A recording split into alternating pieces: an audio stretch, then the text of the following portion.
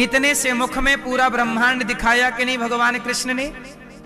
यदि साइंस के नजरिए से देखोगे तो यशोदा के कन्हैया के द्वारा मुंह में दिखाया गया ब्रह्मांड भी झूठा हो जाएगा। यदि आप विज्ञान की कसौटी से देखने लग गए तो फिर भगवान का एक उंगली से पहाड़ उठाना भी झूठा हो जाएगा, क्योंकि एक उंगली से कोई पहाड़ कैसे उठा सकता है। अब आप कहो जी ये बिलीवल तो है ही नहीं, इसमें कोई बिलीव कर ही नहीं सकता। नहीं कर सकता, इंसान नहीं कर सकता, पर भगवान इस धरती पे आके कुछ भी कर सकते हैं।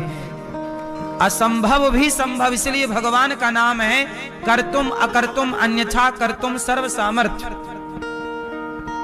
भगवान करें तो क्या नहीं हो सकता। इसलिए विज्ञान का अपना नजरिया है और आध्यात्म का अपना नजरिया है। अब विज्ञान में और आध्यात्म में टकराव क्या है? क्योंकि भगवान को समझने के लिए भाव चाहिए। अब भाव विज्ञान में तो तर्क चाहिए।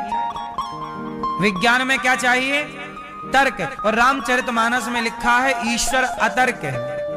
एक बात बताइए, आज एक पत्रकार ने मेरे से सवाल किया। आज पत्रकार महोदय आए, उन्होंने सवाल किया, बोले महाराज जी आप बताइए ईश्वर का अस्तित्व है या नहीं।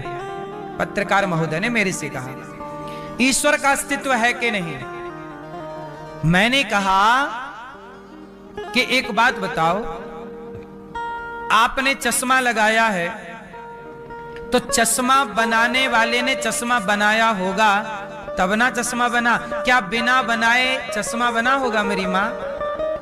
क्या बिना बनाए आप लोगों ने जो कपड़े पहने हैं क्या वो बिना बनाए बने हैं? उत्तर दीजिए। बिना बनाए चश्मा नहीं बन सकता, बिना बनाए कपड़े नहीं बन सकते, तो बिना बनाए ये संसार थोड़ी बना होगा। इसे किसी ने तो बनाया होगा, और जिसने बनाया होगा हमारी भाषा में उसी को भगवान कहते हैं। तो ईश्वर नहीं है। आप यदि ये कहते हैं कि ईश्वर की सत्ता नहीं है तो आपको मैं समझा सकता हूं, बता सकता हूं कि ईश्वर की सत्ता है। आप यदि ये कहते हैं कि ईश्वर की सत्ता नहीं है तो सत्ता नहीं है इसके प्रमाण देने होंगे आपको, और सत्ता है इसके प्रमाण मैं दे दूंगा आपको। ईश्वर की सत्ता के बिना ये सृष्टि संभव नहीं है। अच्छा एक बात बताओ,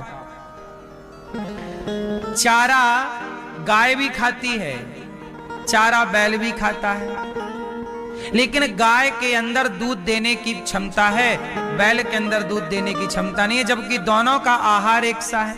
लोग कहते हैं कि चारा में दूध की मात्रा है, गाय खाती है तो दूध बनता है, तो बैल भी दूध दे, फिर क्यों नहीं देता? मतलब कोई है जो गाय को अलग तरीके से डिजाइन कर रहा है और बैल को, मादा को अलग तरीके से और नर को अलग तरीके से डिजाइन, कोई है तब ना ये सिस्टमैटिक चल रहा है। तो बस यही है कि इन सारी कथाओं को विज्ञान की दृष्टि से नहीं, भाव और आध्यात्म की दृष्टि से सच माना जा सकता है, वरना आप विज्ञान की दृष्टि से यदि देखेंगे तो ये चीजें आपको लगेंगी कि ये सब झूठ है। फिर लोग क्या मानने लगते हैं, अरे वेद पुराण तो किसी ने लिख दिए। आजकल क्या आरोप लगता है, बोले वेद पुराण किसी ने लिख दिए। अच्छा एक बात बताओ, अभी हमारे देश के प्रधानमंत्री जी द्वारिका, पानी के भीतर वाली द्वारिका में गए थे कि नहीं पूजा करने? बोलो हाँ। अच्छा द्वारिका अभी मिली है पानी के भीतर, हाँ या ना? जरा सोचिए कि भागवत जी में लिख चुका है पहले ही से कि भगवान कृष्ण जब अपनी लीला पूरी करके गए तो अपनी नगरी को उन्होंने पानी में डुबा दिया। तो जो बात भागवत जी में लिखी है हजारों साल पहले, आज वही वैज्ञानिकों को द्वारिका प्राप्त हो गई। तो जो लिखा था वो मिल गया, इसका मतलब जो लिखा है वो सही है कि नहीं? यदि एक बात सही है तो बाकी बातें सही है। महाभारत का युद्ध कहां हुआ? कुरुक्षेत्र में। कुरुक्षेत्र में आज भी महाभारत के अवशेष मिलते हैं कि नहीं खुदाइयों में, पुरातत्व विभाग को, हाँ या ना? तो ये क्या सिद्ध करती हैं चीजें? क्या ईश्वर को आप नकार सकते हैं, डिनाई कर सकते हैं कि नहीं है? अब मैं आता हूं उस बात पर जब वो पत्नी पतिव्रता नारी ने बोल दिया कि सूर्य भगवान तब तक नहीं आएंगे जब तक मैं नहीं चाहूंगी, पतिव्रता नारी हूं मैं। बाद में माता अनुसुईया जी आई और माता अनुसुईया ने कहा कि तू आने दे सूर्य को, व्यवस्था ना बिगाड़ बहन, मैं तेरे पति को जीवन दान दूंगी। इस धरती की सबसे बड़ी पतिव्रता नारियों में माता अनुसुईया है और माता अनुसुईया ने कहा कि आने दो। जब आने दिया, सूर्य का पहला किरण पड़ते ही सांप लगा हुआ था, वो मारे गए। तब अनुसुईया मां ने अपने तपोबल से उन्हें जीवित किया और दोनों विमान पर बैठ के पति पत्नी भगवत धाम चले गए। दोनों की बुद्धि पवित्र हो गई, सात शरीर चले गए। अब देखो, अब ये तो हो गई इन पति पत्नी की कहानी पूरी। इसलिए कहता हूं, पति कैसा भी हो, नारी का धर्म क्या है? पुरुष का धर्म है कि अपनी पत्नी का आदर सम्मान सत्कार करे, पर नारी का भी धर्म है कि वो सदा पति के आज्ञा पर चले, एक दूसरे का आप ख्याल रखें और जीवन बिंदास गुजारें। पतिव्रता नारी सबसे बड़ी ताकत है। अब नारी चली गई, अब महात्मा की खुल गई समाधि। अब मांडव ऋषि को आया क्रोध, पूछा कि भाई मुझे किसने सूल पर चढ़ाया? तो बताया कि राजा ने चढ़ाया। तुरंत सूल को काटा, आधा अंदर घुसा है और चलते हुए गए राजा के द्वार पर। महाराज क्यों मुझे सूल पर लटकाया? राजा चरणों में गिर पड़े। महाराज आप पे धन चुराने का आरोप था, पर वो आरोप गलत था, क्षमा। अब मांडव ऋषि ने यमराज को बुलाया। ए यमराज यहाँ आओ, मैंने कौन सा पाप किया कि मेरे शरीर पर सूल घुसा दिया? तब यमराज ने डर के मारे खाता वही अपने पलटे पाप पुण्य के। तो कहा मांडव ऋषि से कि जब आप 4 साल के थे, छोटे बच्चे थे, तब आपने तितली पकड़ी। क्या पकड़ी? तितली। तितली जानते हैं, तितली उड़ी बस में चढ़ी। तितली पकड़ी और तितली के आपने कांटा चुभा दिया, पीछे से लेकर घुसाया कांटा, तो तितली के आगे से निकल गया और आपने छोड़ दिया तितली को। वो तितली तड़प तड़प कर मर गई। आपने तितली को कांटा घुसाया था तो आपको सूल घुसाना पड़ा, और ये आपके कर्मों का दंड है, ये पाप आपका है महाराज, इसीलिए आपको सूल पे से गुजरना पड़ा। मांडव ऋषि बोले कि यमराज तुम तो वहां बैठे रहते हो, इस धरती पे आओ, पाप करने से कोई बचा है? और 4 साल 3 साल का बच्चा क्या जाने, मैं छोटा था, मैं क्या जानूं पाप क्या होता है, पुण्य क्या होता है? मेरे द्वारा किया गया पाप, मैं तो 5 साल का 3 साल का 2 साल का बच्चा क्या जानता पाप पुण्य? आज से तुम संशोधन करो कि 5 साल तक बालक, 5 साल तक का बच्चा कोई भी पाप करेगा तो वह पाप उस बच्चे को नहीं, उसके माँ बाप को लगेगा, उसे नहीं लगेगा, क्योंकि उसे पाप पुण्य का ज्ञान। इसलिए माँ बाप को देखना चाहिए कि बच्चा कोई पाप तो नहीं कर रहा, कोई गलती तो नहीं कर रहा। और सुनो, आपको मैं शाप देता हूं, आपने मुझे तनिक से पाप का इतना बड़ा दंड दिया, आपको भी 100 वर्षों के लिए यहां शूद्र बन करके आना पड़ेगा। मांडव ऋषि के शाप के कारण यमराज को विदुर जी के रूप में आना पड़ा। ये विदुर जी, तो विदुर जी की ये कथा है। ये विदुर जी साक्षात धर्मराज है, इसलिए आज भी विदुर नीति पढ़ी जाती है। अब विदुर जी महाराज के द्वार पर कौन आए? भगवान आए। विदुरानी, विदुर नहीं थे, विदुर नहीं घर थी विदुरानी, और भगवान जब आए काकी जी ने बिठाया। हो सबसे ऊंची प्रेम सगाई, हाँ सबसे ऊंची प्रेम सगाई। दुर्योधन के मेवा त्यागे, दुर्योधन के मेवा त्यागे, साग विदुर घर खाई हो, साग विदुर घर खाई, सबसे ऊंची प्रेम सगाई, सबसे ऊंची प्रेम सगाई। दुर्योधन की मेवा मेवा त्यागी साग विदुर घर, सबसे ऊंची प्रेम सगाई। अब प्रेम विवश अर्जुन रचहा क्यों। अब भगवान खा रहे हैं साग, काकी जी कुछ और लाओ, छिलका ले आई, अब केला ले आई, छिलका फेंकती जाती, फल फेंकती जाती, छिलका देती जाती, और भगवान खा रहे, प्रेम से भोग लगा रहे। भगवान बड़े प्रेम से भगवान ने भोग लगाया है। काका जी आए, ये प्रभु 56 भोग खाओ, तूने क्या खिला दिया देवी। 56 भोग खाते हुए विदुर जी बोले काका जी, भगवान बोले काका जी जो स्वाद मुझे ने छिलकों में आया वो आपके 56 भोग में नहीं है। भाव का भूखा हूं मैं, भाव ही एक सार है, भाव से भजले मुझे तो भव से बेड़ा पार है। इसलिए भगवान किसके भूखे हैं, इसलिए प्रेम करिए भगवान से। विदुर जी को मिले किसके बल से, प्रेम के बल से। इसलिए हम आपसे कहते हैं कि जीवन में भगवान से एक संबंध जोड़ लो। विदुर जी को जब कौरवों ने निकाल दिया तो विदुर जी किसी के भरोसे थोड़ी रहे, भगवान का भरोसा क्यों घबराऊं मैं, मेरा तो श्याम से नाता है। जीवन की गाड़ी मेरी, जीवन की गाड़ी मेरी श्याम चलाता है, क्यों घबराऊं मैं, मेरा तो श्याम से नाता है।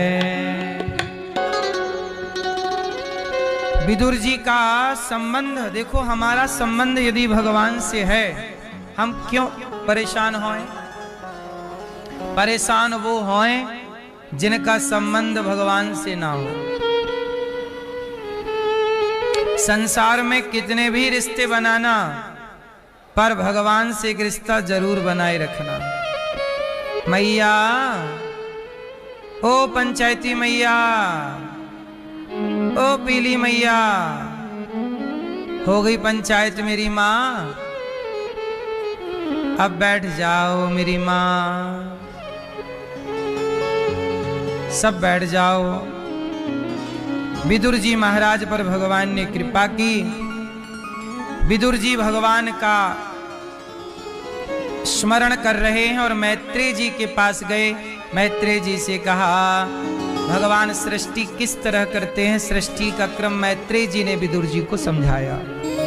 भगवान नारायण के नाभि से कमल हुआ, कमल में ब्रह्मा जी, ब्रह्मा जी के शरीर से सनकादि प्रकट हुए, सनक, सनंदन, सनातन, सनत कुमार। फिर ब्रह्मा जी के शरीर से ऋषि और ब्रह्मा जी के शरीर से मनु और शत्रुपा प्रकट हुए। मनु शत्रुपा की 3 बेटियां और 2 बेटे हुए। हम सब मनु की संतान हैं, इसलिए हमें मनुष्य कहते हैं। मनु की 3 बेटियां हुई, आकुति, देवहूति और प्रसूति। प्रसूति, आकुति का विवाह रुचि प्रजापति से हुआ, देवहूति का विवाह करदम जी से। करदम जी ने कामक विमान की रचना की। सोचिए, आविष्कार आज दुनिया कर रही है और आरोप सनातन पर यह लगाया जाता है कि वेद पुराण पढ़ने वालों ने किस चीज का आविष्कार किया। तो आपको बता दूं, हमारे ऋषि मुनियों ने ही सबसे पहले विमानों की रचना की थी। समस्या ये है ना कि हमने अपने विरासत की कदर ही नहीं की। अच्छा ये बताओ, सबसे पहला विमान किसने बनाया? राइट ब्रदर्स ने बनाया, ऐसा आप पढ़ते हैं। 1903 में सफल परीक्षण किया, लेकिन उनसे पहले दलपदे जी ने विमान बना दिया था, भारत के वैज्ञानिक। उनके पहले पुष्पक विमान का जिक्र हमारे यहाँ मिलता है। तो हमारे यहाँ वेद पुराणों में ही सारी विद्याएं थी। आयुर्वेद कहाँ से आया? ये भी तो वेद है, उसमें पीछे नाम ही जुड़ा है आयुर्वेद, ये भी वेद है। बोलो हाँ, शिल्प कला कहां से आई? हमारे सनातन में क्या नहीं था भाई? क्या आज की इंजीनियरिंग क्या पहले नहीं थी? आज से हजारों साल पहले जब विज्ञान का अस्तित्व नहीं हुआ करता था, तब जगन्नाथ जी का मंदिर बना। वो मंदिर देख लीजिए, आज की आधुनिकता में बना लीजिए। आज जितने आधुनिक मंदिर बने हैं, जगन्नाथ जी जैसा मंदिर नहीं है। आप दक्षिण भारत में जाइए, आधुनिकता को देखना हो, क्योंकि उत्तर भारत में अंग्रेजों ने, मुगलों ने बहुत नुकसान किया, पर दक्षिण की तरफ अंग्रेज नहीं, मुगल नहीं जा पाए। इसलिए आप रंगनाथ जी देखिए, श्रीरंगम, वहां का मंदिर देखिए कितना विशाल है। क्या ये आप रामेश्वरम गए होंगे? रामेश्वरम का मंदिर देखिए, क्या एक सीध पर खंबे खड़े हुए, क्या आर्किटेक्चर है। आज का आर्किटेक्ट इतना बढ़िया क्या डिजाइन कर पाएगा? आज तो चलो सिस्टमैटिक कंप्यूटराइज जमाना है, उस जमाने में कंप्यूटर नहीं था, कोई मशीनरी नहीं थी, फिर भी देखिए चीजें। और सुनिएगा,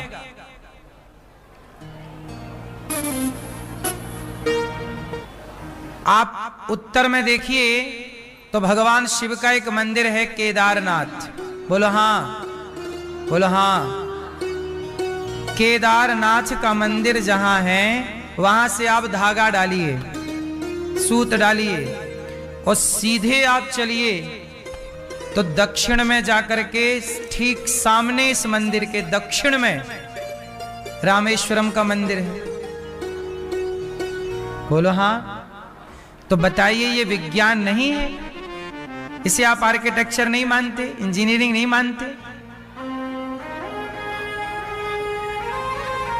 है मैया, आप बनाई हो डिजाइन?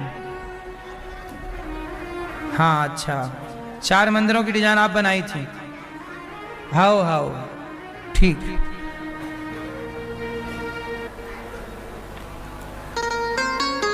अब बताइए, उस जमाने में एक सीध पर, जो आज पता चला ना, आज जब मैप पे आपने देखा तो देखो ना, कौन सा मंदिर ठीक किसके सामने है? मध्य रेखा पे है ना ये सब चीजें स्थित। फिर अब कितनी बड़ी शिक्षा है ये। और हमें ये बताया गया भारत के लोगों को कि देखो, आप पढ़े लिखे नहीं थे पहले। अरे जब दुनिया पढ़ना नहीं जानती थी, तब ये भारत विश्व गुरु हुआ करता था, सबको पढ़ाता था। नालंदा विश्वविद्यालय की हिस्ट्री पढ़िएगा, चाइना से लोग पढ़ने आते थे नालंदा। उज्जैन की हिस्ट्री पढ़िएगा, यहां मथुरा में रहने वाले श्री कृष्ण पढ़ने उज्जैन गए थे। उस जमाने में दुनिया भर के लोग पढ़ने आते थे। अब हम लोगों ने देखो, भारत हो गया गुलाम, और जब गुलाम हुआ तो जब आप गुलाम हो जाएंगे तो आपका अपना अस्तित्व खतरे में पहुंच जाएगा। हमारे विरासत को अंग्रेजों ने, मुगलों ने जलाया, नष्ट किया, पर हमारे देश के ऋषि मुनियों ने, मेधावी लोगों ने चीजों को याद कर लिया। पुस्तक जलाओगे, जो याद है वो क्या जलाओगे? कभी आप पढ़ना इन सब चीजों को। आपने सुना तो होगा कि नालंदा में जब आग लगाई तो महीनों तक आग जलती रही। कितनी पुस्तकें रही होंगी कि जिन पुस्तकों से उन लोगों ने अपना चूल्हा जलाया, उसी में रोटी बनाते थे, उसी की आग में, पुस्तकों की आग में। इतना संग्रह था, इतनी बड़ी लाइब्रेरी थी। जिस देश का अपना खुद की शिक्षा तोड़ दी जाए, समाप्त कर दी जाए, वो देश गुलाम हो ही जाएगा। मैं थोड़ी सी विज्ञान की बात आपसे कर दूं। आज वैज्ञानिक बताते हैं कि इस तारीख को इतने बजकर इतने मिनट पर चंद्र ग्रहण पड़ेगा, सूर्य ग्रहण पड़ेगा। जब विज्ञान प्रकट नहीं हुआ, सैकड़ों साल पहले भी हमारे 10 रुपए के पंचांग में हमारे वैज्ञानिक जो सूर्य पृथ्वी से सूर्य की दूरी जानते थे, वो गति समझते थे। और 15, 10, 5 रुपए के पंचांग में सैकड़ों साल पुराना पंचांग मिल जाएगा आपको, जिसमें ये लिखा हुआ है कि किस तारीख को सूर्य ग्रहण है और चंद्र ग्रहण है। तो मतलब सूर्य चंद्रमा की गति कोई आज ही विज्ञान जान रहा है क्या? इसके पहले हम नहीं जानते थे? हम भी जानते थे, लेकिन हम अपने पे भरोसा ना कर पाए, हमने दूसरों पे भरोसा कर लिया। हम अपने को पहचान ना पाए ना, हमने अपने सनातन पर, अपने वेद पुराणों को सम्मान किया होता और उन पर रिसर्च किए होते तो बहुत सारी चीजें आप आविष्कार कर रहे होते, आज बना रहे होते। सबसे पहले मनु जी महाराज की पहली बेटी आकुति हुई, जिनका अच्छा इस धरती पर पहले पुरुष आया कि स्त्री आई, ये डिबेट का विषय होता है। पहले कौन आया, पुरुष की स्त्री? कौन आई? पहले स्त्री आई। क्या नाम था उस स्त्री का? आकुति। फिर देवहूति, प्रसूति। आकुति का विवाह रुचि प्रजापति से, देवहूति का विवाह करदम जी से। करदम जी की 9 बेटियां हुई, ब्रह्मा जी के 9 मानस पुत्रों से विवाही गईं। और इनके एक पुत्र हुए कपिल देव जी, जिन्होंने अपनी मां को सांख्य का उपदेश किया। सांख्य शास्त्र क्या है? सांख्य बहुत गहरी बात कहता है। गीता में भी कुछ हिस्सा भगवान ने अर्जुन को सांख्य उपदेश किया है, पर मूल सांख्य के सांख्यकार भगवान कपिल देव जी हैं। कपिल देव जी से सांख्य प्रकट हुआ है। अब सांख्य योग क्या है? सांख्य को समझना हो तो इस तरह से समझिए। कपिल भगवान कहते हैं अहम सर्वेषु भूतेषु भूतात्मा अवस्थितः सदा। सांख्य क्या है? सब में ईश्वर को देखना ही सांख्य है, और ईश्वर के अस्तित्व के सिवा किसी के अस्तित्व को स्वीकार ना करना ही सांख्य है। यही सांख्य का मूल सिद्धांत है। अच्छा, सांख्य का सिद्धांत मैं समझाने का आपको प्रयास करता हूं, समझने का आप प्रयास कीजिए। चलो बताओ भैया, आप बताओ आपके कितने बच्चे हैं? 2 बच्चे हैं। आपका नाम क्या है? संजीव। आप कौन हैं? हैं? पुरुष। आप पुरुष हैं।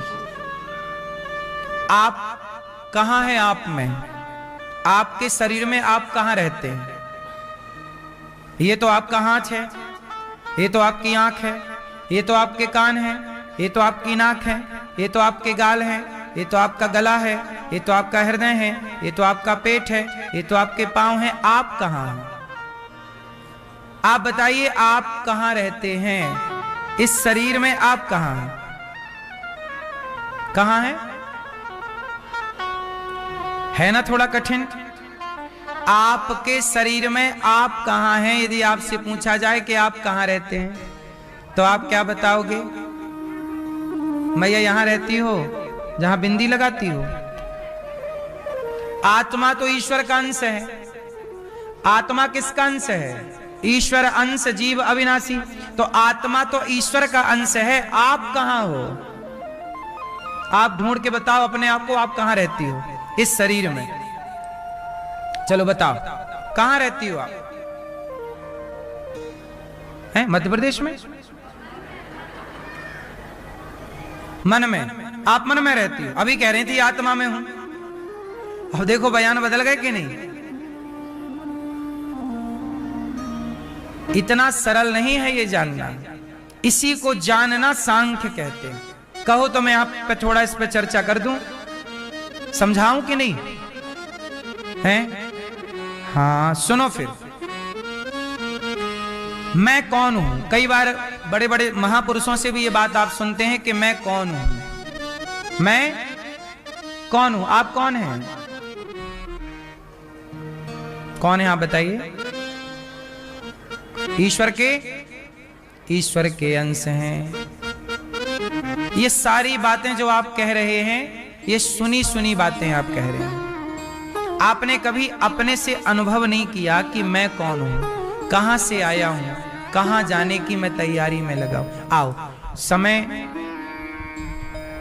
क्योंकि इन बातों के लिए बहुत समय चाहिए, क्योंकि सांख्य है ना, इतना आसान भी नहीं है समझना और समझाना। फिर भी शुरू करते हैं। आओ देखो, एक बात बताओ, मिट्टी और घड़ा, घड़ा का अस्तित्व है कि मिट्टी का अस्तित्व है? अस्तित्व किसका है भैया आप बताइए?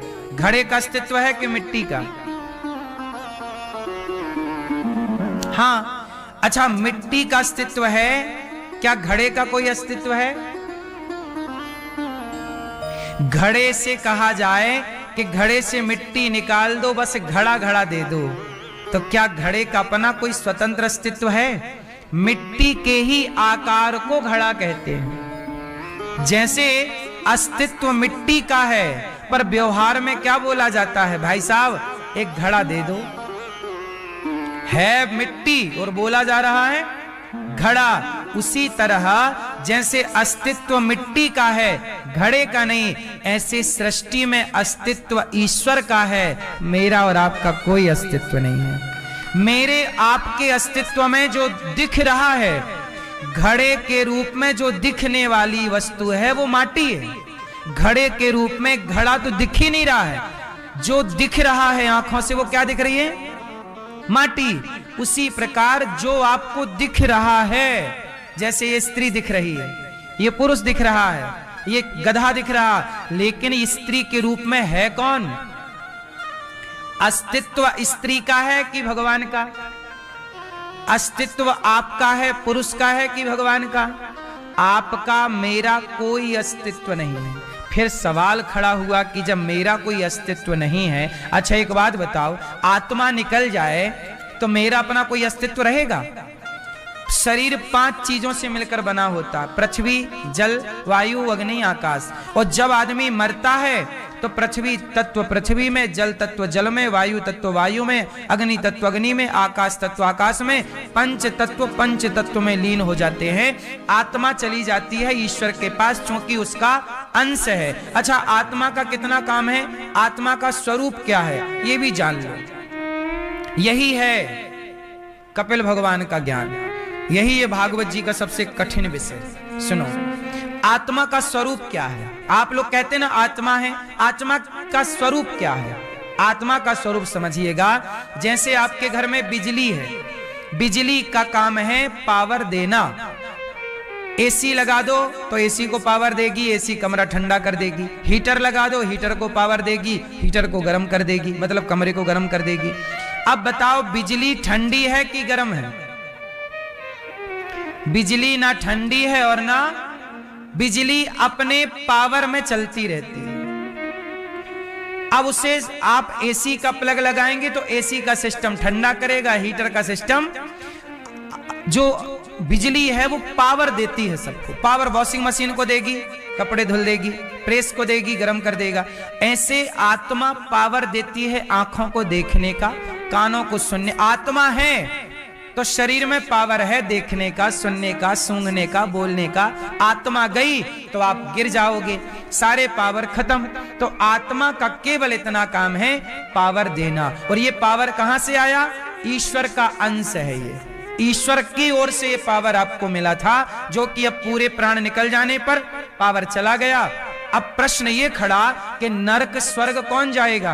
क्योंकि आत्मा के बारे में गीता में लिखा है, नैनम छिंदंती शस्त्राणि नैनम दहति पावका। आत्मा को सुख दुख होता नहीं है। आत्मा स्वर्ग नरक क्यों जाएगी? आत्मा पाप पुण्य से परे है, तो नरक कौन जाएगा? स्वर्ग कौन जाएगा? तो फिर यहां आना है, जो आप सपना देखते हैं। आपके शरीर कितने होते हैं? आपके शरीर होते हैं 3। एक ये स्थूल शरीर, एक सूक्ष्म शरीर, तीसरा कारण शरीर। कारण शरीर क्या करता है? कारण शरीर का मतलब है किस कारण आप मनुष्य बने। जैसे अभी विदुर जी की कथा सुनाई पूर्व जन्म में, वो तो विदुर जी किसी कारण तो वो विदुर बने, ये स्त्री किसी कारण बनी होंगी। अब कारण हमें और आपको तो नहीं पता। मैं यदि यहां हूं तो किसी कारण से हूं। आप पुरुष बने, कारण आप नहीं जानते, पर कारण, उसी को कारण शरीर कहते। पर उसका आप और हमसे कोई लेना देना नहीं, इसलिए उसे हम छोड़ते हैं। हम 2 शरीर की बात करते हैं, एक ये स्थूल जो चिता पे जलेगा, एक सूक्ष्म। जब आप सोते हैं तो सपने में आप हरिद्वार वृंदावन घूम के आते हैं। सपने में जो शरीर था वो सूक्ष्म शरीर था कि नहीं? तो जब आपकी मृत्यु होती है और आपका यमदूत लेने आते हैं तो सूक्ष्म शरीर को पकड़ते हैं और सूक्ष्म शरीर को लेकर के जाते हैं और वही स्वर्ग और नरक में जाकर के पाप और पुण्य का भोक्ता बनता है। अब फिर सवाल खड़ा हुआ कि सूक्ष्म शरीर पाप पुण्य का भोक्ता बनता है, तो ठीक है मान लिया कि सूक्ष्म शरीर, पर ये सूक्ष्म शरीर है क्या? तो आओ ये समझाता हूं। एक्चुअली मन, बुद्धि, चित्त, अहंकार, इन्हें अंतःकरण चतुष्टय कहते हैं। इन चारों को ही सूक्ष्म शरीर कहते हैं।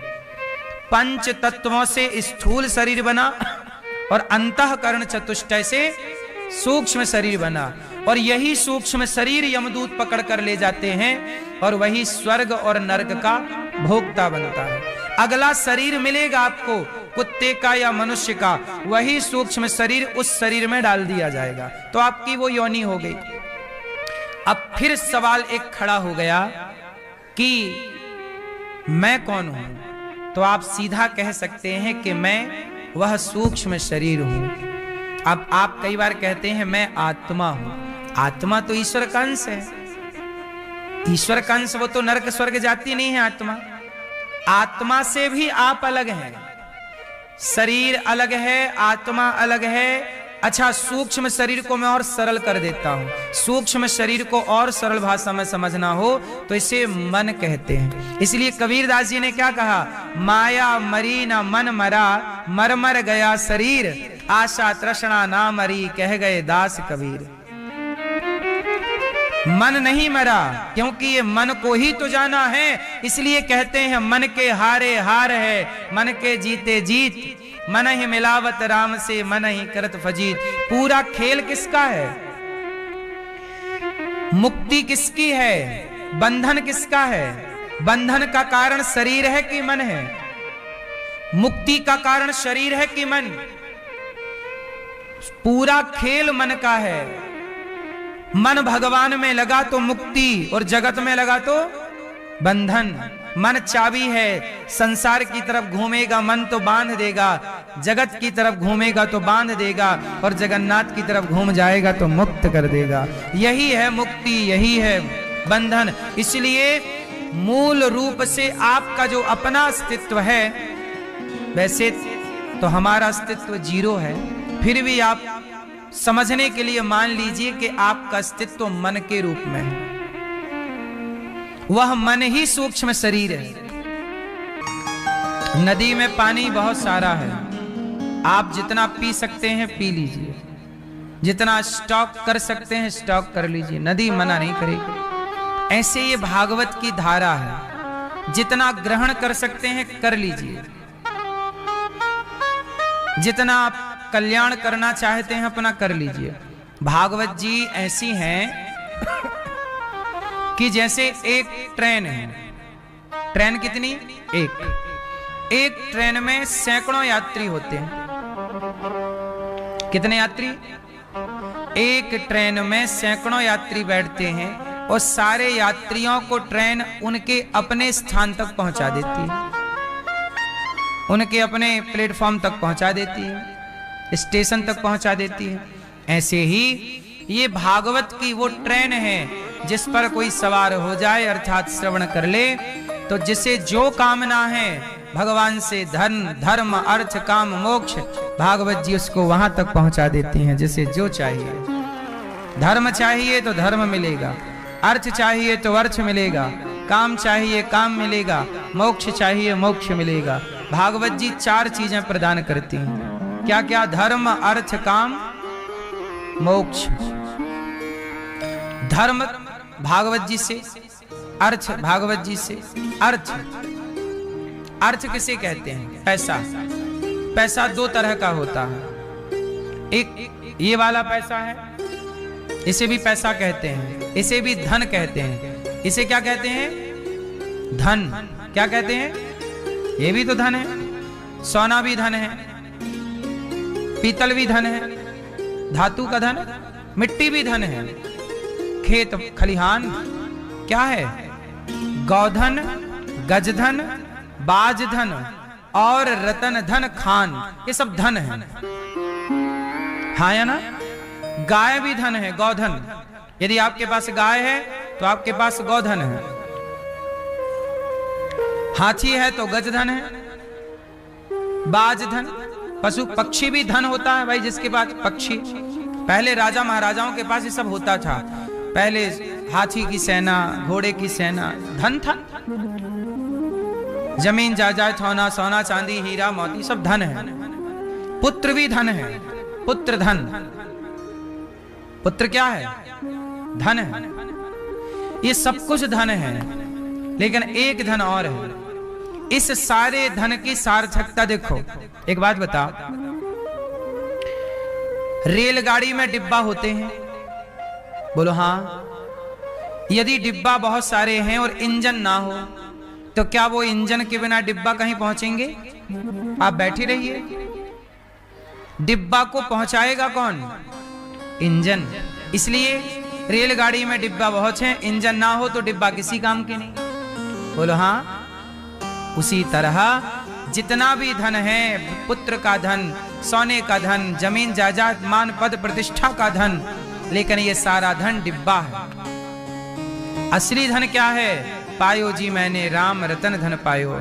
राम नाम का धन ही इंजन है। यदि राम नाम का धन जीवन में है तब तो ये धन सफल होगा, मंजिल तक पहुंचाएगा।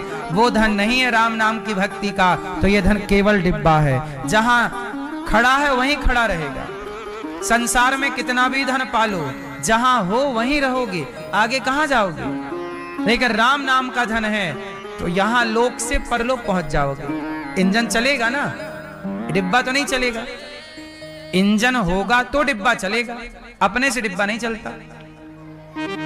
इसलिए ये सारा धन तब सार्थक है जब वो धन है, पायो जी मैंने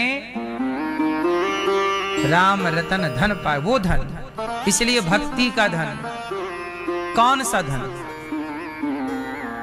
किसी के कान में हीरा, किसी की नाक में हीरा, किसी के कान में हीरा, किसी की नाक में हीरा। क्या कहें हम आपसे, हमारे तो श्याम है हीरा। यही तो धन है। इसलिए ब्रजमंडल में एक धन और है। क्या कहते हैं यहाँ? हमारो धन राधा, श्री राधा, श्री राधा। हमारो धन राधा, श्री राधा। यहाँ संत लोग क्या जप रहे हैं? राधा राधा राधा, कृष्ण कृष्ण कृष्ण, नारायण नारायण। नारद जी जप रहे हैं नारायण नारायण। संत जन जप रहे हैं वृंदावन में राधा राधा राधा। हनुमान जी जप रहे हैं राम राम सीता राम, श्री राम, जय राम, जय जय राम। नामदेव जी जप रहे हैं विठ्ठल विठ्ठल विठ्ठल विठ्ठल।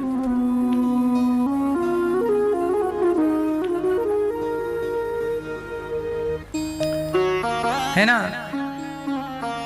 कोई जप रहा है जगन्नाथ जगन्नाथ, न जगन्नाथ स्वामी नयन पथगामी। तो कोई जप रहा है व्यंकटेश व्यंकटेश व्यंकटेश। व्यंकटेश किनका नाम है जानते हो? किनका है? गोविंदा। व्यंकटेश किनका नाम है? हैं? व्यंकटेश कहते हैं तिरुपति बालाजी को। तिरुपति बालाजी कौन? साक्षात नारायण विष्णु, भगवान विष्णु का एक नाम है व्यंकटेश। व्यंकटेश भगवान। तिरुपति बालाजी का नाम सुना? तिरुपति बालाजी, बालाजी, व्यंकटेश भगवान उनका नाम। लेटे हैं भगवान, एक देखा आपने? ऐसे क्षीर सागर पर लेटे हैं और पांव दबा रही हैं लक्ष्मी जी। कहाँ है वो मंदिर जहां भगवान लेटे हैं ऐसे? बता। गोदावरी नदी सुना आपने? गोदावरी नदी के किनारे एक जगह है दक्षिण भारत में, हाँ, वहां रंगनाथ जी का मंदिर है। क्या ना मंदिर है? वो मंदिर का चित्र दिखा दो भैया फिर से। ये देखो, ये पीछे मंदिर देख रहे हैं? ये रंगम, श्री रंगम। यहां भगवान लेटे हैं। पीछे देखो छोटी सी लक्ष्मी जी पांव दबा रही हैं। लेटे हैं भगवान। इन भगवान का नाम है गोदा रंगमन्नार भगवान। इनको रंगनाथ जी कहते हैं। भगवान का एक नाम क्या है? रंगनाथ। क्या नाम? तो देखो भगवान के नाम बहुत सारे हैं, लोग जप रहे हैं, इन्हीं को धन मान रहे हैं प्रेम से। आप लोग भी ये सांसारिक धन कमाओ, ये सांसारिक धन ज्यादा कमाओ, पर इस ज्यादा से ये वाला धन थोड़ा प्लस ही रहे। जप का, तप का, त्याग का, तपस्या का। क्यों जी जरूरी है? क्योंकि ये सारा धन हमें कहीं पहुंचाएगा नहीं। हमारे पास खूब पैसा हो जाए, खूब सम्मान हो जाए, खूब दौलत हो जाए, तो वो दौलत हमें कहां पहुंचाएगी? अच्छा बताओ, टाटा जी के पास तो खूब संपत्ति थी। बोलो हाँ कि ना? टाटा जी के पास कितनी दौलत थी? अथाह हजारों करोड़ की संपत्ति। जो गाड़ियां बाजार में आज 2-2 करोड़ की आती हैं, 3-3 करोड़ की, वो उन गाड़ियों के मालिक थे। उनके यहां बनती थी ये गाड़ियां जो बाजार में 3-3 करोड़ की बिक रही हैं। बोलो हाँ। वो इन गाड़ियों की फैक्ट्री उनके घर में थी। ऐसी एक फैक्ट्री नहीं, सैकड़ों ऐसी फैक्ट्रियां थी बड़ी बड़ी। लेकिन वो टाटा जी धरा से जब गए तो इस धन में से एक धन भी इतना सा भी संग गया हो तो बताओ? गया। और सबसे बड़ी बात देखना, इस धन से वो अपनी आयु भी तो ना खरीद पाए कि भाई मेरे पास पैसा है, मुझे 10 साल की आयु दे दो। चलो पैसा कितना लोगे यमराज जी? लो पैसा लो, 10 साल दो मुझे। और क्या सारी दौलत से वो 10 साल खरीद पाए? 10 साल छोड़ो, 10 महीने खरीद पाए? 10 महीने छोड़ो, 10 दिन खरीद पाए? 10 सेकंड खरीद पाए? नहीं। इसका मतलब ये है कि ये पैसा यहां तक के लिए अच्छा है, कमाओ, लेकिन यहां से आगे ये संपत्ति नहीं जाती। टाटा जी के संग कौन सा धन गया होगा? जो उन्होंने जप किया होगा, तप किया होगा, पुण्य किया होगा, भला किया होगा, वो धन उनके संग गया। बात सही है कि गलत है? इसलिए ये धन यहां की सुविधाओं के लिए होता है। पैसा कमाओगे, 4 लोग कहेंगे यार वाह बड़ी तरक्की कर लिया आपने, बड़ा यश कमा लिया, लोग आपको वाह वाह के पुलंदे बांधेंगे। ये धन से यहां मान सम्मान बढ़ जाएगा, इज्जत बढ़ेगी, छाती फुला के ऐसे ऐसे चलोगे फिर आप, ठीक है। लेकिन क्या ऐसे ऐसे चलने वाले वहां भी ऐसे ऐसे चलेंगे? वहां दूसरी करेंसी चलती है साहब, नहीं चलती? मैया मैया आपकी संपत्ति कितनी है? यहां वाली नहीं, वहां वाली। कितना कमाया वहां के लिए? यहां वाला तो तुम यहीं छोड़ के जाओगी। ये सोना चांदी पहनी हो ना, ये भी उतार लेंगे लोग। बताओ कितना मैया कमा लिया वहां के लिए आपने? हैं? नहीं कमाई मेरी माँ, कमा लिया। आप कितना कमाए वहां के लिए? 1 किलो, 2 किलो, 5 किलो लगभग। इससे हो जाएगा? वहां मिल जाएगी वहां दाल रोटी इससे। वहां भी कमाओ, वहां के लिए भी दाल रोटी चाहिए कि भूखन मरोगे? हैं? हाँ, पानी किसी को पिलाया होगा तो वहां भी पानी मिलेगा, रोटी किसी को दी होगी वहां भी मिलेगी। जो यहां वो वहां, यहां का वहां। जैसी करनी यहां, जैसी करनी वहां वैसी भरनी। तो मेरी मां, आज आपसे सवाल है, सब लोगों से बताओ, कमाए हो कुछ वहां के लिए? वैसे आप लोग यहाँ बैठे हो, ये भी कमाई आपकी चल रही है, वहां की कमाई है। ये धर्म कर रहे हो ना, भागवत सुन रहे हो, धाम में आए हो, ये भी तो आपका पुण्य है। ज्यादा से ज्यादा पुण्य करते चलिए, ये दौलत काम आएगी। अच्छा एक बात बताओ, आप लोग थोड़ा थोड़ा पैसा रोज बचाते हो या सैलरी में बचाते हो? थोड़ा थोड़ा। क्यों मैया बचाती हो? बोलो हाँ। जब आप मैया पैसा बचाती हो तो वो पैसा वक्त में आपके काम आ जाता है कि नहीं? थोड़ा थोड़ा बचाया हुआ पैसा कई बार 1 लाख रुपया हो जाता है। बोलो हाँ। कई बार 2 लाख हो जाता है, हाँ कि ना। थोड़ा थोड़ा पैसा बचाते हो, आपके लाखों जुड़ जाते हैं और आपकी मुसीबत में वो पैसा काम आ जाता है। ऐसे ही जैसे थोड़ा थोड़ा पैसा बचाते हो तो काम आता है, ऐसे थोड़ा थोड़ा पुण्य करते रहा करो, आखिरी में काम वही आएगा। थोड़ा थोड़ा करते रहो, बचत करते रहो। थोड़ा वृंदावन आ गए दौड़ के, थोड़ा कथा सुन ली, थोड़ा किसी भूखे को रोटी दे दी, थोड़ा कर लिया अच्छा काम, थोड़ा बैठ के कीर्तन कर लिया, श्री कृष्ण गोविंद हरे मुरारी, हे नाथ नारायण वासुदेव, थोड़ा भगवान का ध्यान कर लिया, है ना। थोड़ा रोते को हंसा दिया, आंसू आंसू पहुंच दिए, किसी काहे रो रहा, गले लगा लिया किसी को, रोते हुए को, किसी बिछड़े को मिला दिया, चींटी को दाना वाना डाल दिया, चिड़िया को दाना डाल दिया, मछली को दाना डाल दिया। क्या घट रहा तुम्हारा, कितना खर्चा। एक मुट्ठी आटा चींटी को डालोगे कितना रुपया लगेगा। ये पुण्य है, यही काम आएगा वहां। हाँ, भला की जय भला होगा, बुरा की जय बुरा होगा। वही लिख लिख कर क्या होगा, यहीं सबको चुकाना है। मैया जी झूठ मत बोलो, प्रभु के पास जाना है। न हाथी है न घोड़ा है, वहाँ पैदल ही जाना है। इसलिए थोड़ा थोड़ा साइड में पुण्य करते रहो। कर लिया भूल गए, कर लिया और ईश्वर को याद है सब कुछ, आप भूल जाओ।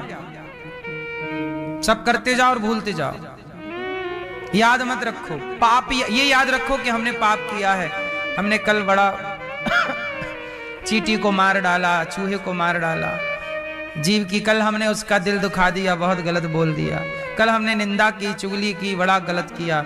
गलत करो तो पश्चाताप करो, गलत करो तो बता दो, सुनो आज हमने गलती कर दी है, निंदा कर ली, हमने चुगली की है, गलत किया, नहीं करना चाहिए था, सॉरी सॉरी गलती हो गई। गलत करो तो पश्चाताप करो, गलत करो तो स्वीकार करो, सुधार करो, और भला करो तो भूल जाओ। लेकिन आप लोग भला करते हैं तो बताते हैं और बुरा करते हैं तो भूल गए। उल्टा क्यों? क्योंकि पैदा ही उल्टा हुए हैं, सब उल्टा सुल्टा चल रहा है। कल हम लोगों ने कथा में क्या सुना, मेरी मां, कल पहला दिन था, दूसरा पहला दिन था ना, पहला दिन था। कल आपने सुना कि धुंधकारी जैसा पापी भी तर गया भागवत से। जन्माद्यस्य यतोऽन्वयादितरतश्चार्थे स्वभिज्ञः स्वराट् तेने ब्रह्म हृदय आदि कवये मुह्यन्ति यत्सूरयः तेजो वारी मृदाम यथा विनिमयो यत्र त्रिसर्गो मृषा धाम्ना स्वेन सदा निरस्तकुहकं सत्यं परम धीमहि। जन्माद्यस्य, जन्म आदि यस्य जन्माद्यस्य, ईश्वर जन्म देने वाले हैं, पालन करने वाले हैं, संहार करने वाले हैं। इसका विस्तार कल हमने किया था, कैसे पालन, कैसे जन्म, कैसे संहार, ऐसे भगवान। अच्छा भगवान कैसे हैं, थोड़ा सा आपको बता दूं, भगवान कैसे हैं। कैसे हैं भगवान? अच्छा भगवान कैसे हैं, कैसे हैं, कैसे हैं? देखा ही नहीं, कल कथा में नहीं थी आप, कल होती तो देख लेती। हाँ कैसे हैं भगवान, करुणा निधान रहुआ जगत के दाता है। श्री भगवान रहुआ, रहुआ मतलब आप, ये बिहार की पावन भाषा है। करुणा, कैसे हैं भगवान, कैसे हैं? करुणा निधान रहुआ, कैसे हैं भगवान? करुणा निधान है, इसलिए भगवान का नाम क्या है? क्या नाम है? राम दूत मैं मातु जानकी सत्य शपथ करुणा निधान की। हे माता, जब सीता मैया को हनुमान जी पे भरोसा नहीं हुआ, हनुमान जी बोले मैं राम का दूत हूं। सीता मैया बोली नहीं, लंका में रावण की माया हो सकती है। ये अंगूठी किसकी हो सकती है? ये रावण की माया हो सकती है। तब हनुमान जी बोले ना मां, ये माया नहीं। क्या कहा? राम दूत मैं मां तू जानकी, सत्य शपथ करुणा निधान की। क्या नाम है? सीता। ये करुणा निधान किसका नाम है? राम जी का। और ये नाम राम जी को किसने दिया? जब सीता जी विवाह होकर आई तो आप लोग ना अपने अपने पति का नाम रखती हो ना। आज से तो हम अपने वाले को ये कह के बुलाएंगे। भैया आप क्या कहती हो अपने वाले को? ए जी सुनो, ए। कोई मैया कहती है बी यहां, तो कोई सी यहां, ए बी सी डी। ए सुनते हो? ए यहां आओ। तो भैया आप क्या बोलती हो? ए हैं के बी? ए बी यहां के भैया आप क्या बोलती हो? हाँ आओ, आओ जी। तो आओ जी आए हैं आपके? गए? आओ जी तो गए जी। आओ जी तो गए जी। सुनो, जैसे आप लोग विवाह के बाद, देखो ये बातें भी अच्छी हैं। शादी के तुरंत बाद ना नया नया जब होता है सब कुछ, तो पति पत्नी एक दूसरे का हाथ नहीं छोड़ते। आजकल देखो छोरा छोरियों को जब शादी होती है पकड़े घूमते हैं, और एक साल बाद कहो कि हाथ पकड़ो तो पकड़ते नहीं, कहे कहे। हाँ, शादी के तुरंत बाद देखो छोड़ते नहीं, ऐसे ऐसे चल रहे, जहां जाएंगे ऐसे पकड़े जाएंगे। शुरुआत अच्छा, नया नया प्यार है। बोलो हाँ, और बाद में आप कहो कि पकड़ लो हाथ, कहे कहे नहीं पकड़ेंगे। तो शुरू शुरू में आप लोग नामकरण करते हैं एक दूसरे का। तो राम जी आए और सीता जी जब विवाह होकर आई तो सीता जी ने राम जी का नामकरण किया कि आपको तो सब राम कहते हैं, पर मैं आपको राम, मैं प्यार से आपको नाम दूंगी। तो सीता जी ने नाम दिया राम जी को, क्या? करुणा निधान। ये नाम किसने दिया? सीता मैया ने। क्या नाम दिया? करुणा निधान। अच्छा, जब हनुमान जी आने लगे ना तो राम जी ने हनुमान जी को बताया कि ये अंगूठी लो, सीता जी को दिखाना, पर वो फिर भी विश्वास ना करें तो हनुमान जी के कान में बोल दिया राम जी ने कि बोल देना करुणा निधान ने भेजा। ये बात केवल सीता मैया को पता थी और राम जी को, और किसी को ये बात पता नहीं कि राम जी का एक नाम पासवर्ड है, ये एक प्रकार का। अब ये बात किसको बता दी? हनुमान जी को। और हनुमान जी ने जब आए तो सीता जी सचमुच नहीं पहचानी। सीता मैया को लग रहा ना रावण की माया हो सकती है। तब हनुमान जी ने कहा राम दूत मैं मां तू जानकी, सत्य शपथ करुणा निधान की। मैं सौगंध खाकर कहता हूं मां, मैं रावण की माया से नहीं हूं, मैं राम की कृपा से करुणा निधान की कसम खाकर कहता हूं, मैं आपका बेटा हूं, मुझे स्वीकार कर लो।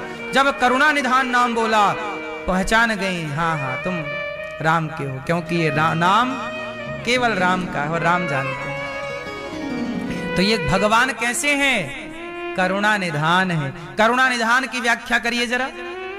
करुणा निधान किसे कहते हैं? हे मैया, करुणा निधान किसे कहते हैं? हे मेरी माँ, हम तुमसे पूछ रहे हैं, बता।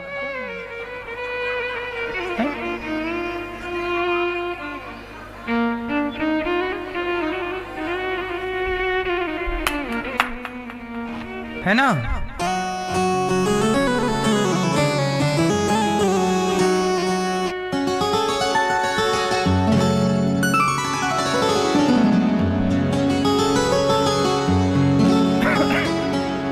हाँ, करुणा निधान रहुआ जगत के दाता है। श्री भगवान रहुआ जगत के दाता है। हे प्रभु आप कैसे हैं, करुणा कैसी है, जरा सुनिएगा। करुणा निधान, करुणा जिनके भीतर करुणा है। करुणा किस पर? आपके भीतर भी करुणा है, पर अपने बेटे के लिए। आपके भीतर भी करुणा है, पर अपनी बेटी के लिए। जितनी करुणा अपनी बेटी के लिए है, इतनी करुणा बहू के लिए नहीं है। जितनी करुणा अपने माँ के लिए है, इतनी करुणा अपनी सास के लिए नहीं। बोलो हाँ। पर भगवान कैसे हैं, कान खोल कर सुनिएगा।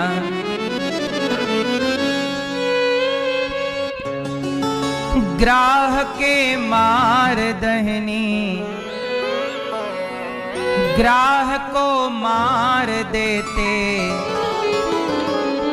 गज को उबार लेते। ग्राह को मार देते। ग्राह मतलब हाथी और गज और ग्राह लड़े जल भीतर। गज और ग्राह में लड़ाई हो गई, मतलब मगर में और हाथी में लड़ाई पानी के भीतर। तो क्या हुआ? ग्राह के मार देते, ग्राह को मार देते, गज को उबार लेते। जाने जहान रहुआ जगत के दाता है। इंसानों पे छोड़ दो, हाथी पर करुणा है प्रभु की। हाथी पर क्यों करुणा? क्योंकि हाथी ने सूंड उठा करके बुलाया, ओम नमो भगवते तस्मै यद एतच्चिदात्मकं पुरुषायादि बीजाय परेशाया धीमहि। हाथी ने पुकारा, हे प्रभु रक्षा कीजिए। जब पुकारा तो दौड़ पड़े, हाथी को बचाते हैं तो हमें ना बचाएंगे। करुणा निधान रघुवर जगत के दाता है। और सुनो, भक्त विदुर घर गए वो, भक्त विदुर घर गए वो, प्रेम से साग खाए वो। भक्त विदुर घर गयनी, प्रेम से सगवे खैनी। छोड़ पकवान रहुआ। अच्छा ये बताओ, जब भगवान विदुर जी के घर गए तो क्या खाए? उत्तर, जब भगवान विदुरानी के घर गए तो क्या खाए? साग और केले के छिलके। और ये बताओ, केले के छिलके खाने गए और क्या छोड़ के गए? छोड़ पकवान रहुआ। दुर्योधन ने क्या बोला? मैया ने 56 भोग बनाए हैं, खा लो। यशो गांधारी ने 56 भोग बनाए थे, सोने की थाल में सजाया दुर्योधन, कन्हैया के आगे लाके रखा, लो मेरी माँ ने ये बनाए हैं, खाओ। भगवान बोले आपके घर नहीं खाएंगे, आपकी सोने की थाली देख ली हमने, सोने के महल देख लिए, हम नहीं खाएंगे। 56 भोग राजसी ठाट बाट छोड़ के भगवान कहाँ गए? भक्त विदुर घर गयनी, प्रेम से सगवे खैनी। छोड़ पकवान रहुआ जगत के दाता है। छोड़ पकवान रहुआ जगत के दाता है। करुणा निधान रहुआ। रहुआ मतलब ये बिहार की भाषा में रहुआ मतलब आप। ए रहुआ यहाँ वा, आप यहाँ आओ। रहुआ यहाँ वा,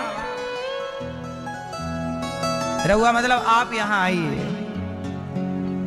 हाँ या ना, भोजपुरी भाषा है। कौन सी भाषा? करुणा निधान रहुआ। और सुनो, केवट से चरण धोवनी, केवट से चरण धोवा रहे, आओ।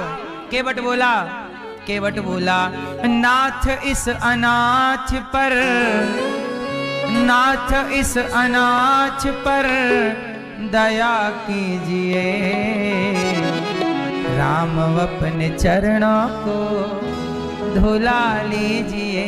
हाँ, राम अपने चरणों को धुला लीजिए।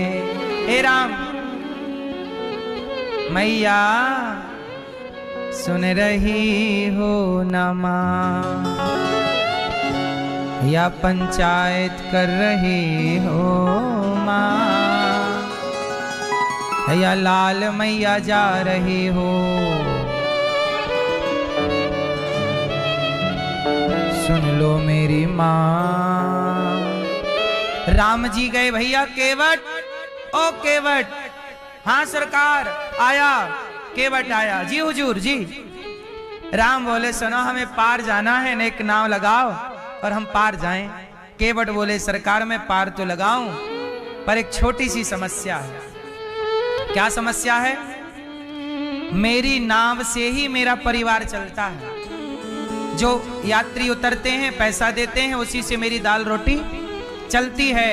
लेकिन आपको यदि पार लगाऊंगा तो मेरी दाल रोटी बंद हो जाएगी। राम जी बोले क्यों?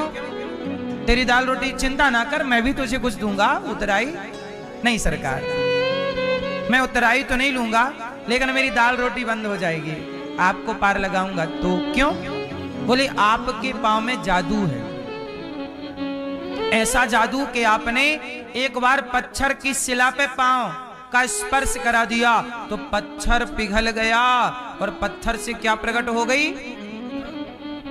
कौन सी नारी थी वो जो पत्थर से प्रकट हुई?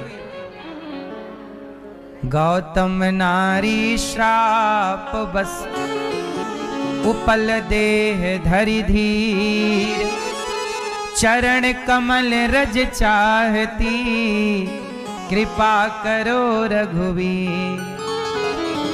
गौतम नारी, गौतम जी की पत्नी थी अहिल्या, उन्हें उनके पति ने श्राप दे दिया, शाप दे दिया। क्या बना दिया? पत्थर की हो जाओ। क्यों बना दिया? इंद्र आया, अहिल्या बड़ी सुंदर थी, इंद्र आए और इंद्र उनके साथ उनके कमरे में प्रवेश कर गए और उनके साथ रहे तनिक सी देर। और जब गौतम ऋषि गंगा से लौटे तो पत्नी के कमरे से इंद्र को निकलते देखा। अब जब निकलते देखा तो गौतम ऋषि को संदेह हो गया कि मेरी पत्नी इंद्र के साथ क्यों थी, और यह संदेह होना स्वाभाविक है। अब गौतम ऋषि ने जान लिया कि इंद्र यहां क्यों आए हैं, तो इंद्र अहिल्या के पास गलत मनसा से आए थे। अच्छा, अहिल्या बहुत सुंदर हैं, इतनी सुंदर थी कि देवताओं के राजा भी अहिल्या की सुंदरता पर मर गए, आ गए। तब गौतम ऋषि ने इंद्र को शाप दे दिया, जा यानी लंपट, तेरे पूरे शरीर में 1000 योनि हो जाए। जिस योनि छिद्र के लिए तू वहां से यहां आया, तेरे पूरे शरीर में योनि ही योनि हो जाए। तो इंद्र के पूरे शरीर में योनि ही योनि हो गई, शाप। वो पत्नी को बोला, तुम तो पतिव्रता हो, तुम पहचान नहीं पाए कि तुम्हारा पति। अच्छा, इंद्र ने गौतम ऋषि का रूप बना के कमरे में घुसा था। किस रूप में? अच्छा, पत्नी को क्या लगा कि मेरे पति है। अब आपके पति का रूप बना के कोई आपके कमरे में आ जाए तो इतने जल्दी तो आप भी नहीं पकड़ सकती, और ये समय भी रात का था, रात के 2 बज रहे थे। और रात को कौन पहचान पाए कि ये इंद्र है कि पति? और पति के रूप में देवता तो रूप बदल ही लेते हैं, ओरिजिनल रूप बना लिया। बेचारी अहिल्या पहचान ना पाई और उन्हें लगा कि पति है, और पति की तरह वो व्यवहार करने लगा इंद्र, और वो सोची कि तो मेरा पति ही है। अब हुआ ये कि अहिल्या जी को कहा कि देखो तुमने गलत किया, तुम तो पतिव्रता हो, तुम्हें कैसी गलती होगी? जाओ हम तुम्हें भी शाप देते हैं, तुमने पर पुरुष का स्पर्श किया है गलत भाव से, जाओ पत्थर की हो जाओ। चरणों में गिर पड़ी अहिल्या, महाराज आप बताइए मेरी क्या गलती थी? आपका रूप बना के इंद्र आया, मुझे तो लगा आप हैं, मैंने विरोध किया, मुझे लगा कि ये सवेरे का टाइम है, मुर्गा बोल दिया था उस समय, मुर्गा बोला कुकड़ू तो अगस्त्य गौतम ऋषि चले गए गंगा नहाने। अब वो सवेरे की बेला थी और अभी सवेरे के 4 बजे नहीं थे। चंद्रमा को ले आया था इंद्र, बोले तुम मुर्गा बन जाओ, कुकड़ू को तुम बोल देना। झूठी। अब बताइए स्वामी मेरा क्या अपराध है? ये इंद्र पति का रूप बना के आया, मैंने विरोध किया, आप मुझे पत्थर का बनाना चाहते हैं, बताइए, पर ये बताइए कि मेरी गलती क्या है? अब मुझे आप लोगों से एक सवाल यहां पर करना है, बताइए गौतम ऋषि ने अहिल्या मां को पत्थर बनाने का जो शाप दिया, वो गौतम ऋषि ने सही किया कि गलत किया? जोर से उत्तर। सही किया तो सही बोलिए, गलत किया तो गलत बोलिए। क्या किया? जोर से, जोर से। गलत किया। अब आप बताइए कि क्या करना चाहिए था? सही आप बताओ। बात तो कर ली, बात तो हो गई। हाँ, शाप देने से पहले ही तो बात कर रहे हैं, वो बता तो रही हैं कि ये इंद्र का रूप, आपका रूप बना के आया था। तो आप लोग क्या चाहते हैं? वो शाप ना दें। ठीक है, शाप ना देते, वो रख लेते। चलो यही रहते ना कि चलो अहिल्या की कोई गलती नहीं थी, शाप नहीं दिया, रख लिया। पर एक बात बताओ, क्या समाज जीने देती अहिल्या को? उत्तर है? पता कैसे होता? क्यों? इंद्र देवताओं के राजा हैं, चंद्रमा को पता है, इंद्र को पता है। और वहां पे गौतम ऋषि के आश्रम में कोई गौतम और गौतम की पत्नी थोड़ी रहती थी, उनके शिष्य गण थे। पूरा जब ये हादसा हुआ तो सब जाग गए, सब आ गए, क्या क्या क्या क्या हुआ? सबके कानों बात चली गई कि अच्छा इनके कमरे से इंद्र निकला है। अब बताइए गौतम ऋषि कोई दंड ना देते तो अहिल्या पर, सीता मां इतनी पवित्र थी, क्या समाज ने कहने से छोड़ा?